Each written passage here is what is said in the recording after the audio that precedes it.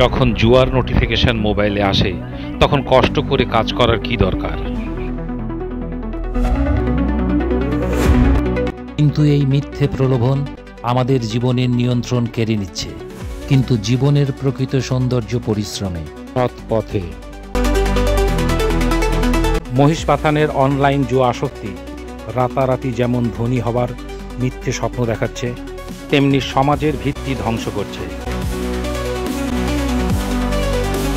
এমন এক নেশা যা মানুষকে কাজের আনন্দ, সম্পর্কের মূল্য এবং আত্মসম্মানের অনুভূতি থেকে দূরে সরিয়ে দিচ্ছে। ধন সম্পদ নয়, বরং জ্ঞান, নৈতিকতা এবং সংযোগ সমাজকে টিকিয়ে রাখে।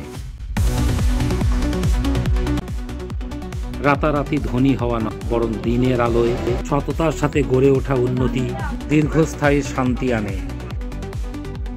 মোবাইল স্ক্রিনের পেছনে লুকিয়ে থাকার পরিবর্তে প্রকৃত জীবনের বাস্তবতার দিকে তাকাতে হবে। প্রলোভন দেখিয়ে এদের ফাঁদে ফেলা হয়, সেখানে তারা লাভবান হলেও এদের উন্নতি আসে না।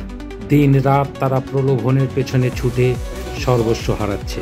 এদের বোঝার বোধ ও মুক্তির দিন কখনো কি আসবে?